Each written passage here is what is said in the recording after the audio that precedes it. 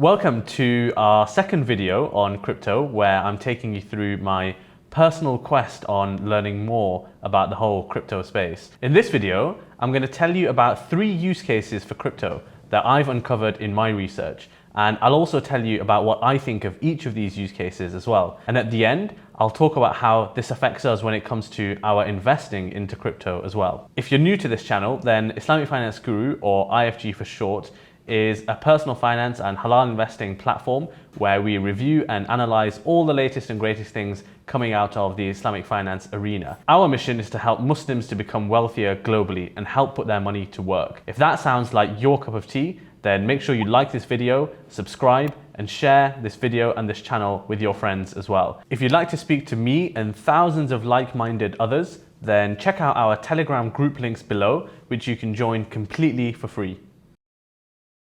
For me, it's all about DeFi. The days of banks are numbered.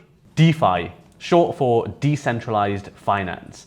It's a term you might even have heard of if you've started delving into crypto. And to be honest with you, I didn't really fully appreciate it until I started speaking to people in this space. If you think about your transactions on a day-to-day basis, they will always involve a central party. Even if it's as simple as sending your friend £20, it isn't quite just you connecting up with their bank account. What's actually happening underneath is you're telling your bank to reduce your balance by £20. Your bank will tell your friend's bank to increase your friend's balance by £20, and they will then do that.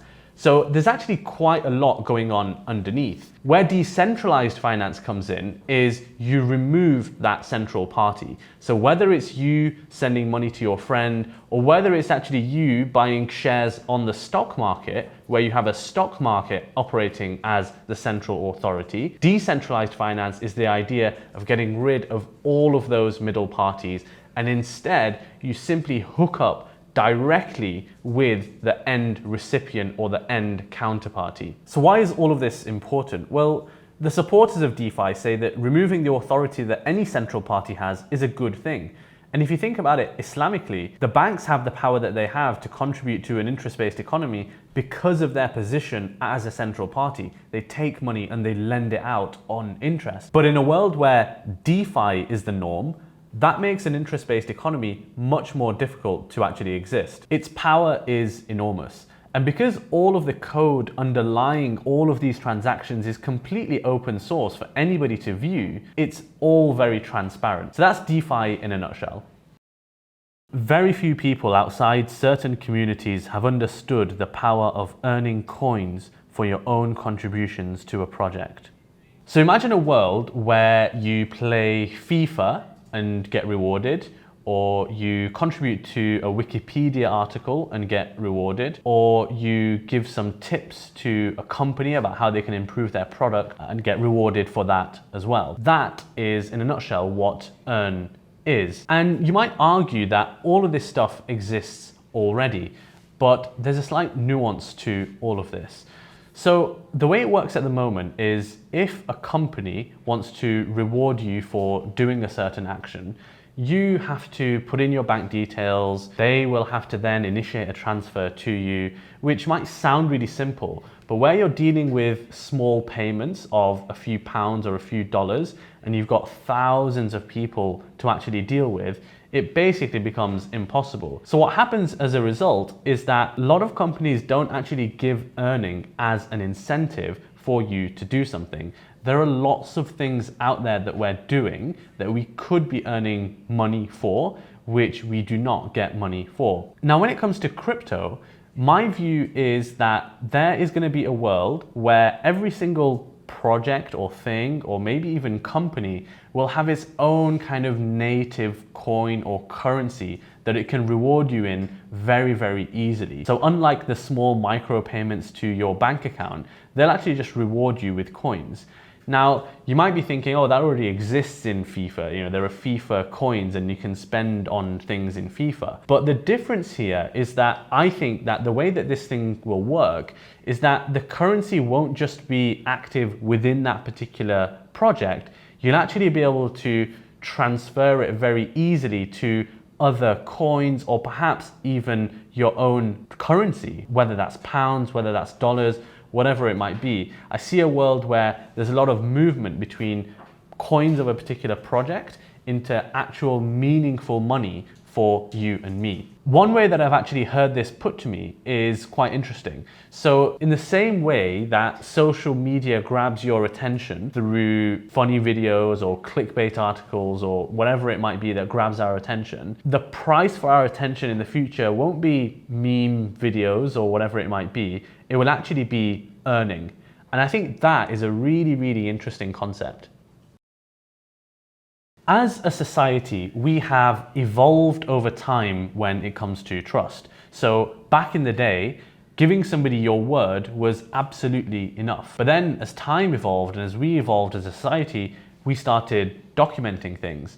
And then in more recent times, we've got things like passports and identity documents and so on and so forth. You can see how there is this evolution over time of how we prove things to other people. When it comes to crypto and the ledger in particular, what you have is the ability to store records in a way that cannot be changed. It is an uncontroversial source of truth that something happened or something exists or something belongs to somebody. So let's put a real life example to this. If any of you have bought property before, you'll notice that the way that property deeds are set out, it actually feels really, really outdated, doesn't it?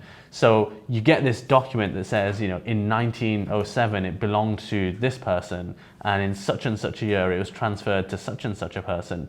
It instinctively feels out of sync with the modern world. It isn't a massive leap to think that all of these transactions could instead be recorded on a ledger where there is a verifiable source of truth for the history of this particular property. And that's what crypto and the ledger and blockchain, all of this stuff is actually unlocking.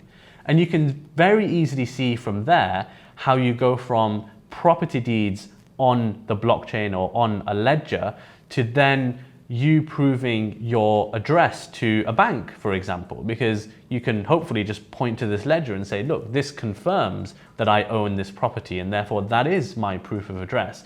So you can see how one step leads to another step. And I think that this is how things are going to move in this space. We will move our idea and our concept of trust onto the blockchain and other types of ledger so that we can go about our daily lives in almost a trustless way, i.e. you don't need to trust people anymore, you've got an objective source. And property deeds and identity and all of this stuff is just a small example that I've just come up with off the top of my head. All of this is just a tiny drop in the ocean of this concept of trust.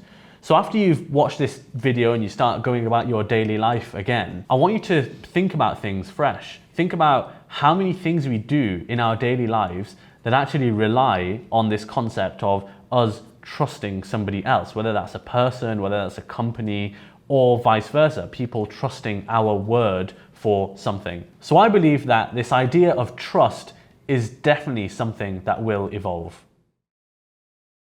So there we have it, 3 real life use cases for crypto.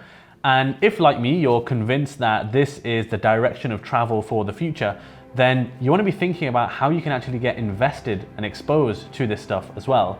The way that I'm thinking about it is I'm thinking about each of these different use cases and I'm researching the more interesting projects in each one of them and getting exposure to them by buying their coins. Nothing more complicated than that. I'm still learning lots more about crypto and I'll be hopefully recording lots more videos as I go through my learning journey. If you want to join me on that quest, then make sure you subscribe so that you're the first to know when a new video drops, inshallah. Until next time, Assalamu alaikum.